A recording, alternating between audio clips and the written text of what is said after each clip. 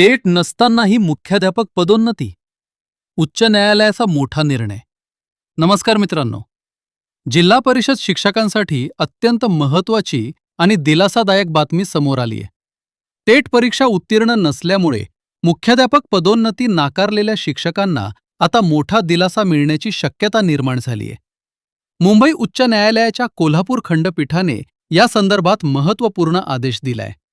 नेमका निर्णय काय आहे? कोणत्या शिक्षकांना याचा फायदा होऊ शकतो आणि पुढे काय होणार? चला सविस्तर जाणून घेऊया. सातारा जिल्हा परिषदेतील 16 शिक्षकांनी मुख्याध्यापक पदोन्नतीसाठी मुंबई उच्च न्यायालयात याचिका दाखल केली होती. या शिक्षकांची पदोन्नती फक्त टेट परीक्षा उत्तीर्ण नसल्यामुळे नाकारण्यात आली होती.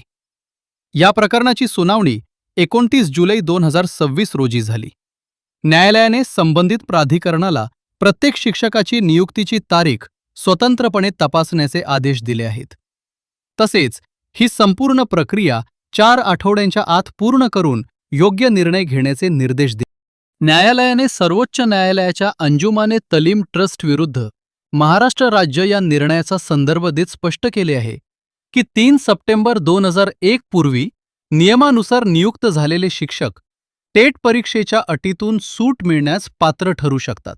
म्हणूनच केवळ टेट नसल्याच्या कारणावरून त्यांची पदोन्नती नाकारता येणार नाही. आधी त्यांच्या नियुक्तीची तारीख आणि सेवा नोंदी तपासणे आवश्यक आहे. या आदेशामुळे केवळ सातारा जिल्हाच नव्हे तर महाराष्ट्रातील इतर जिल्हा परिषदांमध्येही 3 सप्टेंबर 2001 पूर्वी नियुक्त झालेल्या शिक्षकांसाठी हा निर्णय महत्त्वाचा ठरू शकतो. तथापि हा आदेश या प्रकरणातील शिक्षकांसाठी असून इतर प्रकरणांमध्ये संबंधित प्राधिकरण व न्यायालयीन निर्णयानुसार कार्यवाही होईल. या निर्णयाबाबत तुमचे मत काय आहे?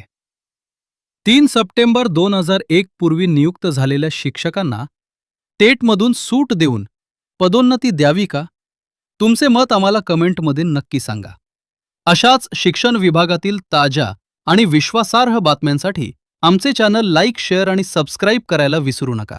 धन्यवाद.